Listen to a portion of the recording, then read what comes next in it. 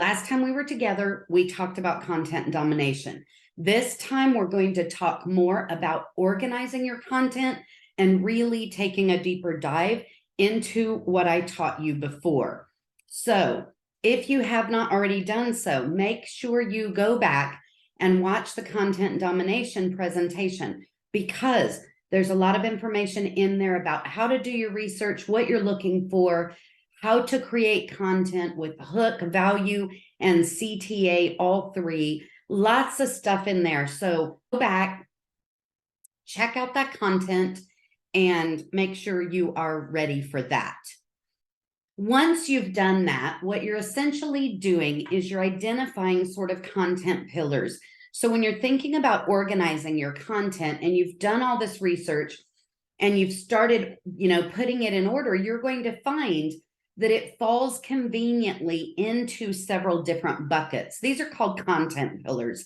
These are your overarching topics that you're going to be covering.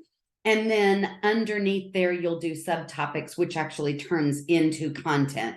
So going back to my example of me being the expert for oily skin, ladies, right? Some of my content pillars may include skin type.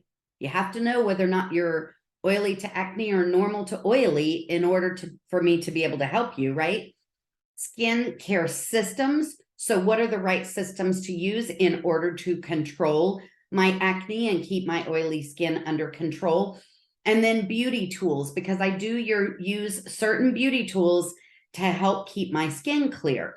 And so under those topic pillars might be some of these subtopics. And these are not by any means exhaustive lists. I just wanted to give you an idea. For instance, under skin type, we might begin with the skin type quiz. What is your skin type? How do I know whether or not I can even assist you if I don't know what your skin type is and what your struggles are, right? What your challenges are. We may talk about the best moisturizer for your skin type or nutrition for your skin type. For instance, oily skin girls, when they eat certain things, they break out worse. So you don't want to exacerbate the problem through your diet, right? And then rejuvenating dull skin. How many of you have gone to the beach and you've slathered yourself in sunscreen, and by the time you leave the beach, you kind of have a layer of grit all over your body? Well, the same thing happens to oily skin girls every single day. So understanding how to rejuvenate that skin and get rid of that layer of grit and what you do to get that dullness out.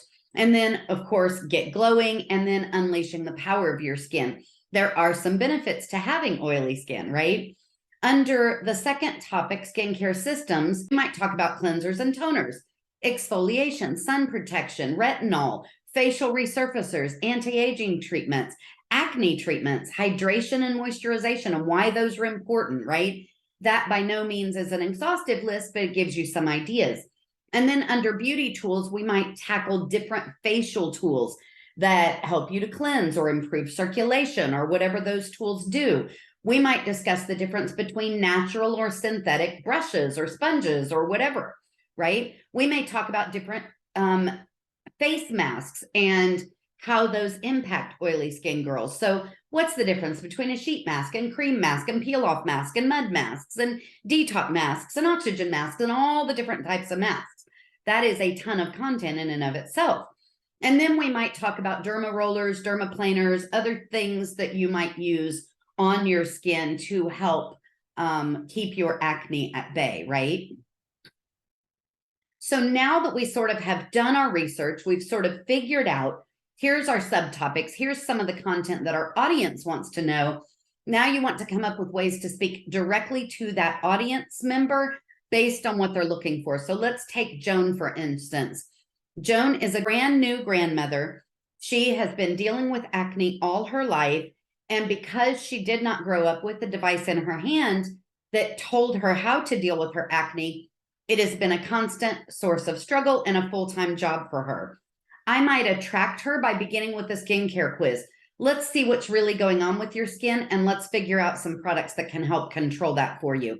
I can engage her with the efficacy of those products based on what's truly happening with her skin. And then I can delight her or wow her with science, right? Talking about how the molecule size is the correct size so that the products permeate those layers of skin and get in there and work on the areas in which they need to. And so those are some ways I might reach out to Joan. Sally is a busy professional and she has absolutely no time to deal with skincare, yet she's starting to see some signs of aging. Well, I might attract her with the ease of use of the products. She ain't got time for anything. So she does not want this overly complicated system that she's got to try and pull together. No, she wants the easy button, right? I can engage her by showing her how much of her skincare she can get done right in the shower before she starts her day. And I can delight her with samples of different products and following up with her so that because I know she's busy, I'll be able to make sure that she's on top of her skincare and send her reminders and other such things so she does not run out of the products that she loves, right? And Sally really appreciates that because she's so busy, she can't see straight. And so having that assistant kind of help her with that part of her life is very, very beneficial to her. Sam is a single mom with a new toddler running around, right? So she's super uber busy, but she does not want to leave her child. She wants an opportunity to work from home so that she can, raise her family, make enough money to live comfortably and make ends meet, but also be home with her son. I'm going to attract her with the opportunity and the new distributor kit, right? Here's all the pieces of the business that you might need right here in one nice, clean little package. I'll engage her with things like 30, 60, 90-day roadmaps, training opportunities. All of these types of things will, engage her and let her know that there's lots of training for her so she can get the job done. And then I'll delight her with the sisterhood and show her how much women support each other inside this company. So she'll absolutely want to be a member. Talking directly to your customers begins that two-way conversation so that you can then start pulling them through your funnel, right? So now that you've done that research, you know exactly what you're going to post about, you know your subtopics, you've come up with the hook, the value, and the call to action, you know how to attract, engage, and delight your customers. Now we're going to begin to batch record our content. You want to make sure that you're batch recording because what this is going to do is it's going to give you a uniform look and feel across your videos, right? So as you are creating content and you start getting into the zone of creating content, you are absolutely looking like, oh yeah, that's Marisa. I want to reach out to her. She's the one I heard talk on oily skin the other day, whatever, right? You're building that know, like, and trust factor inside the eyes, hearts, and minds of your clientele. You want to keep your videos short and sweet. Opt for 1 to 5 minutes for most of your platforms. Right now, YouTube is saying anywhere between 12 and 15 minutes is optimized. So for those longer videos that perhaps you've created, think about posting them up on YouTube because they'll perform really well there. And then you can cut them down and post little snippets from the YouTube videos out to your other channels as well, keeping them 1 to 5 minutes long. Here's also the reality. Back in the day, they told us that we had to change our hair and we had to change our outfit and we had to put a new shirt on and we had to put a new jacket on and we had to do different earrings and we had to do different hair. Really, nobody cares anymore. What they care about is that you're offering them value. So if you don't want to spend time planning outfits and doing all those things, don't stress over it. Spend time on it if you have time to spend and it's something you love to do and you really want to. But beyond that, I wouldn't worry too much about it. Then the next step is going to be to batch edit. Now, the reason that you want to batch edit is because, once again, just like when you batch record, by batch editing, all your videos are going to maintain a certain look and feel for your brand and across all your channels, right? You'll use similar fonts, similar colors, similar stickers, similar little, tweaks when you're editing your videos, and your audience will begin to recognize your work, which is what you want. You always want to remember to follow the hook, value, CTA formula, but let's say you've forgotten your hook or you've forgotten your call to action. You can actually type it right out on the screen and your audience still sees it, right?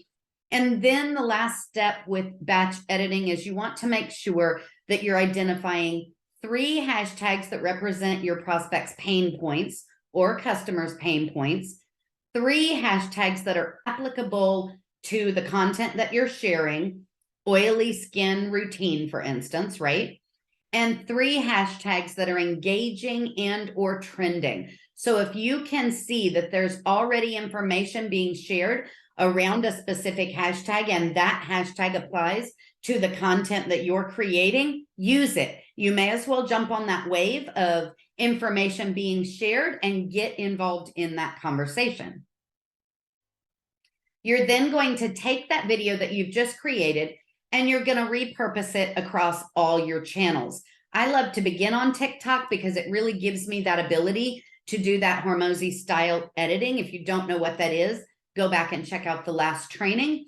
But it really does give me that ability. And then TikTok is just now introducing the ability to download your completed video before you upload it, and it gets that watermark on it. So if that has not rolled out in your area yet, it is coming, and it'll make life so much easier for those of us that begin our editing on TikTok. You want to make sure you're posting on Facebook, Instagram, YouTube Shorts, Pinterest ideas, and LinkedIn video, because you don't want to control where your people are. And once you've created one piece of content, it's pretty easy to just push it out across all platforms. So now let's talk about storage. Storage is always the biggest question I get from people when they are trying to learn how to produce content on this level. And it is always, always, always going to be an issue. Whether you use Google Drive, Dropbox, iCloud, or some other storage option, you're absolutely going to need room for your content. I use iCloud for most of my videos, and then I'll download them later and remove them from my iCloud drive.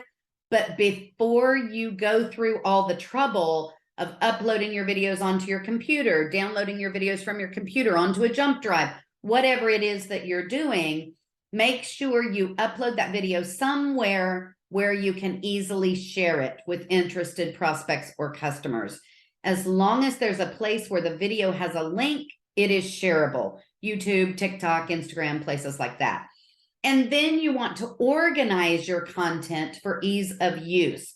So what I do is typically organize my videos by content pillar. Remember, we talked about the content pillars or topics, or even subtopics. So for instance, I've been doing skin cycling with a lot of my ladies, and that requires a certain number of videos, right? So I've got those videos, they're ready to go. I don't even have to worry about it. The next time I'm skin cycling with a group of people, I can share those videos quickly and easily. And then you might want to consider adding them to your boards. So as you can see, I've got a lips folder and a get ready with me folder, and they've got videos already in them, so that when somebody asks me a question about one of our products, I can share that video and say, here's how it works, whatever that topic area might be. The next step is going to be to schedule your posts. We talked about using a scheduler, which you totally can do. And we've also talked about using a spreadsheet to kind of track everything you're doing.